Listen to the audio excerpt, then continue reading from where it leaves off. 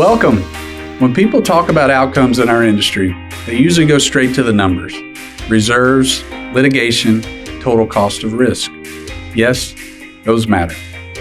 The real opportunity at hand is understanding that every claim involves a person whose life has been disrupted and a brand and reputation that must be protected.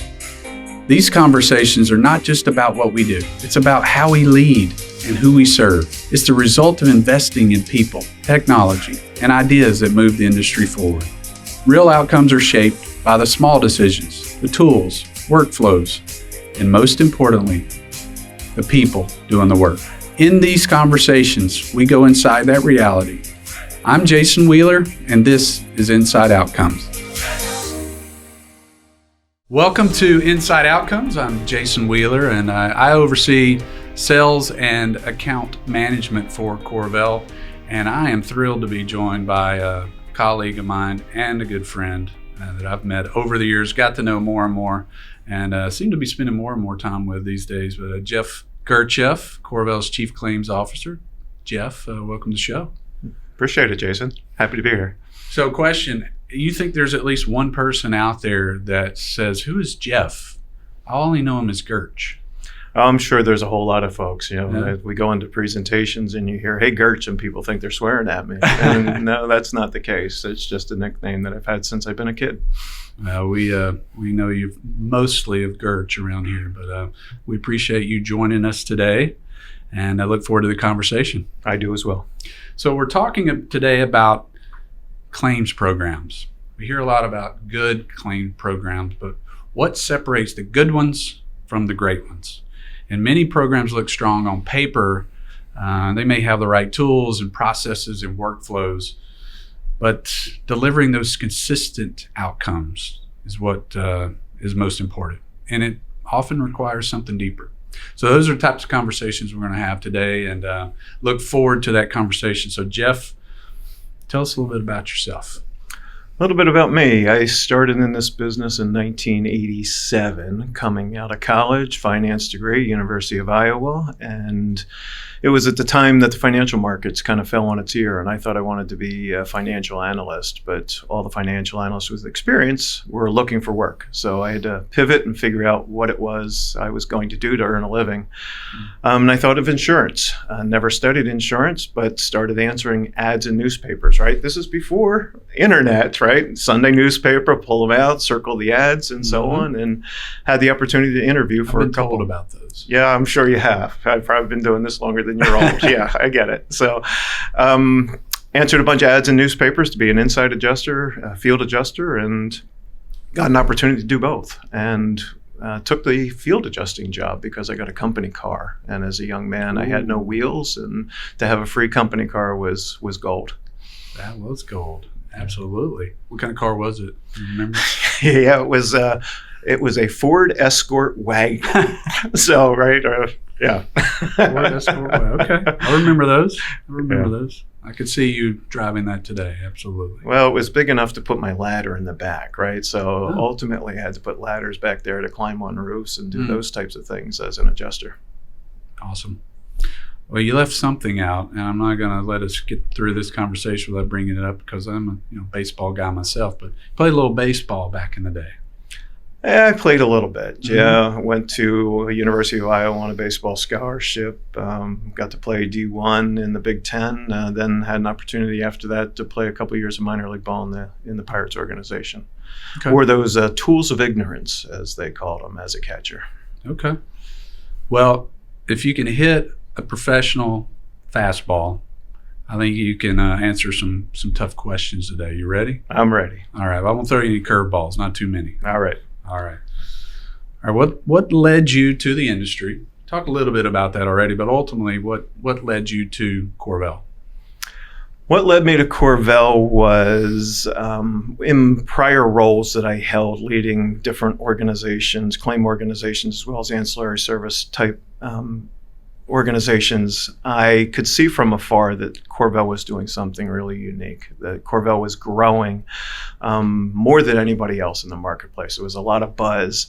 And at the time, I knew the chief marketing officer or salesperson here at CorVel from prior dealings, trying to sell her business in my prior roles, and connected with her and said, hey, what's going on? Is there an opportunity for me to be part of that team? And had that chance. She brought me in to help be the account manager on one of our very largest programs, and then things kind of progressed from there. There you are today, Chief Claims Officer. So it's been impressive watching you grow an organization fairly quick as well. So you must be doing something right. Well, talk about how you got here. Been here a number of years now. What keeps you at CorVel? The people. The passion, the energy, the mentality that we take care of people first. It's something I believe very strongly in, not just as our own culture internally, but then externally too, right? If you take a mindset of you take care of a claimant, an injured work, or even a third party that's making a claim against one of our customers, taking care of that individual, showing them respect, treating them with dignity, keeps me here. You know, it's. I've said this to other folks. The culture here at CorVel is very different than any other place I've been in 39 years of being in the business. Yeah. Is there one thing, not necessarily specific to CorVel, but you talk about strong culture in this industry? Is there one thing you think that really contributes to culture that you're speaking of? I guess it would still go back to those points of just the way we treat each other, right? Of respect and showing that you care and being honest, you know, earnest in how you communicate with each other. Yeah. Well said. Let's dive into claims. You ready? I'm ready. Ready to rock? Okay. Why do some claims programs, maybe from the outside, they look strong, but they struggle with consistency? That's a key word here, consistency, when that real work begins. Yeah, there can be lots of different reasons. I want to say my initial response to that question is about leadership. And there's a whole lot that gets baked into leadership, but with leadership comes strong communication, strong expectations of what it is that individual is supposed to do, how they may be measured in what they do, how they fit into the bigger picture of their job. So leadership becomes really critically important. And then from a leadership standpoint as well, it's strategy, right? Is there truly a clear strategy of where the organization is going and the tactics to help them achieve those goals? Often you see pieces of that. You don't see all those pieces come together, and therefore then a program may fall short of expectations. Yeah.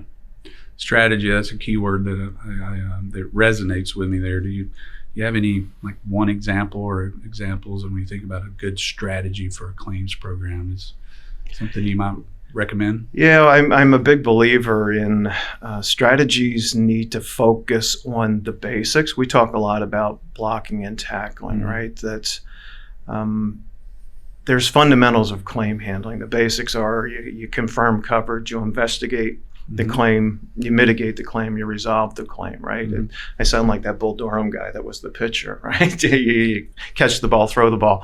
But those are the basic things that have to be done day in and day out to achieve successful results. It's being the best at the basics. Is that what I'm hearing? I would say be the best at the basics, yes. Yeah, love that. Let's talk about a term that it's not new, and it's decades old, but it seems to be more and more important in our industry in recent years, is operational excellence. How would you, just back to the basics a bit, how would you define operational excellence? It is what we just touched on. It's those fundamentals of doing them extremely well. It's not about a check the box exercise, right? It's not about, did I do this in 24 hours or 48 hours? It's about, did you do these things that are paramount to the outcome of claims well, right? So did you investigate that claim well? Yeah. Doesn't matter if I maybe made contact in 24 versus 48 hours or followed up with somebody. Did I investigate that claim well? Mm-hmm. Operational excellence becomes about those categories of things that you do very, very well, without flaw. Yeah. Well, let's stick on that topic for a few moments. We'll pause there. Was there a moment that reshaped how you think about operational excellence? May not like my answer. I'm going to say no. It's operational excellence, and what shaped me is 39 years in the business, right? Starting way back in 1987, of learning lessons along the way, continuous learning, and then putting those things together. You learn all these different things, and then apply them. Well, we have risk managers out there listening. We have claims managers and leaders of programs. If a leader wants to improve outcomes quickly, do you have like one piece of advice, one idea that they could take back and make an impact?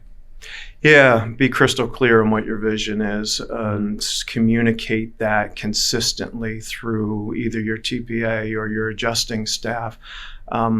Be focused on the things that are important. There's 100 different things you can get distracted on as a leader and running a claims organization. But at the end of the day, focus on those 2, 3, 4 goals that are critically important and be consistent with them. Continuously follow up with those goals, the tactics are around those goals, making sure you have controls to ensure that you're doing those fundamental things to achieve the outcomes you're looking for. Don't sweat the small stuff, right? It's easy to do that, but be critically focused on what's expected from an outcome and measure that. Be consistent with that message. Man, if I'm an adjuster and I hear from a risk manager, this is where we're going to look to achieve, an increased disposal rate this particular accident year and so on. I'm all over that. That's crystal clear as to how we're going to go about doing that. That's how we're going to be measured, and that's what we want to achieve. The more consistent that leader can be, or that risk manager, the more success they will have. I like what you said, don't sweat the small stuff. That's so Gertch, by the way. I like Sorry. that. But can you elaborate on that a little bit? What example or two? Well, yeah, I use the simple example of perhaps timeliness of things, right? Regulatory is critically important from a timeliness standpoint. And paying people's benefits in workers' comp is critically important. But a lot of other timelines baked into claim standards often are arbitrary. Somebody made them up. A carrier made them up, or Corvell made them up, or the industry's kind of made them up. I'm going to do a plan of action every 90 days. Well, what if I did a plan of action at 93 days? Did it impact the outcome of the claim? There's some that sweat that small stuff and are critically tough one if you miss it by that 3 days.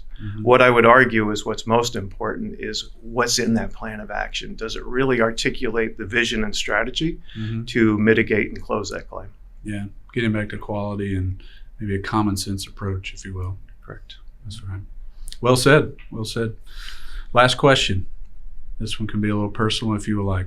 What is a belief you hold about this industry that shapes how you lead or how you make decisions?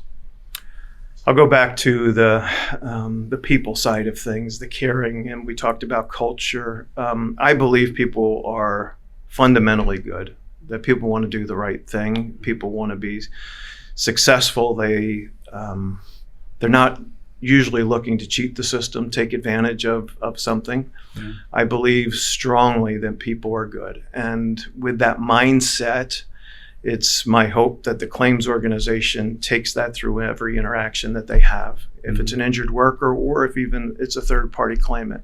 It may be more adversarial with a third-party claimant, but at the same time, there's still that trust, that dignity that you can show that individual as you interact with them. Those things are critically important. It's easy to become jaded in the claims business about, the bad apples out there that may spoil the bunch for everyone. Park that, right? Find a way to find the good in everybody and keep that mindset as you interact with folks. Yeah. And perhaps is that type of mindset in an organization, we talk about culture. How can you create a culture where the people think that way? Where, there's always going to be a person or two that could get jaded, but is it training? Is it, leadership by example, or what? Maybe all of the above? You're answering your own question. Yeah, it is all those things. It's training, but the first thing I believe the leader at the very top has to demonstrate that behavior so that everybody else sees that is the way we do things and how we should be thinking about individuals we work with. The other piece I want to touch on, though, is technology as well. We talked about how we lead and the decisions we make today. I'd be remiss if I didn't say, technology and how it's going to reshape what we do, how we do things is a huge piece. 5 years, 6 years from now, it's going to look very different. Yeah. People will still be involved. I think we both know that, but we'll be involved in different ways. The technology, AI, are going to have their place more and more in how we adjudicate claims. Yeah.